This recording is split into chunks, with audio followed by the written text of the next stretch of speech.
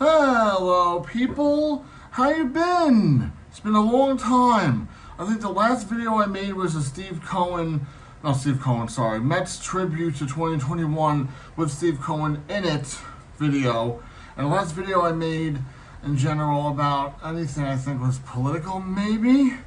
But I'm just excited to actually make a video on my favorite team and my favorite sport, the New York Mets in Major League Baseball, and a recap of opening day 2021.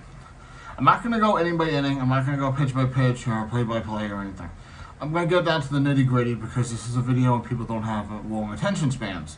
Number one, watching from the very beginning, you can see Degrom was on like typical Jacob Degrom, throwing bullets, getting through batter after batter, striking out 7 through 6 innings, which is another thing I'll get to in a second. Throwing over 100 for the first time in his career. He's solidly throwing over 100. As he gets older, he gets better. He's aging like wine, Jacob Degrom.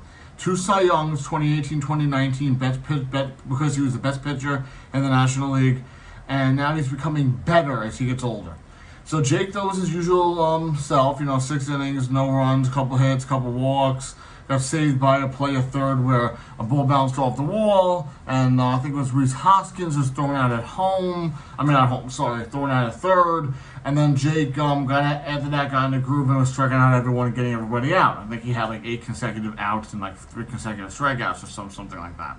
So I was very angry when after only 77 pitches in the 6th inning, with the Mets up 2-0 thanks to a new Met catcher, James McCann's RBI single, and Jake Hill helping himself with an RBI single.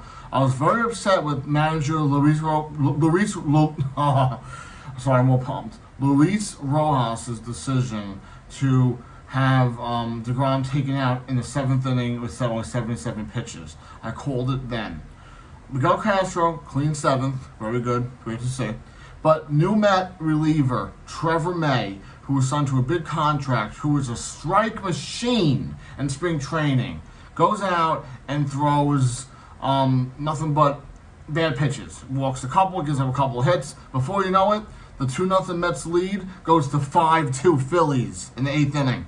Then you think it's over because 2 outs, nobody on. Suddenly, I think it was Pilar gets on base, and he was another one that Rojas should have benched in the 4th inning with the bases loaded with the Mets up 2. Should have pinch hit Dom Smith for almost like a guaranteed extra run at least. But anyway, Pilar gets on base. Lindor, who went 0 for 4 prior to that, finally gets his first hit as a Met, and suddenly we got a little rally going, a little something. Conforto hits a little bleeder that in the outfield that Harper misplayed. Suddenly it's 5-3 Mets. And then I'm believing there's a chance, there's hope, the Mets might do it. Alonso's coming up, we got a powerful lineup. If Alonso gets a hit even, McNeil, who's a hit machine, I believe, bats behind him, I think it was in the order yesterday. And yet, Alonso, first pitch, smartly going after that first pitch, hits it to deep right field where Bryce Harper was waiting for it at the wall, and the Phillies won 5-3. And that crushed me. I know it's opening day, but it was the first ever game with Steve Cohen as owner. It was the first ever opening day that I really had hope for the Mets since the opening day of 2016 when they made the World Series of the previous year in 2015. There's a long way to go. There's 161 to go. I'm not giving up. The season's not over by a long shot. But the fact we had to wait 4 extra days because the Nationals got COVID and the Mets got delayed. And then now the Mets are 0-1 to start the year because of a bad outing by Trevor May, a bad defensive play in that 8th inning by Luis Guillorme throwing home instead of getting sure outs in that situation, a first or second, a third when he was playing third, which increased the Phillies' lead and gave them really a comfort zone to win.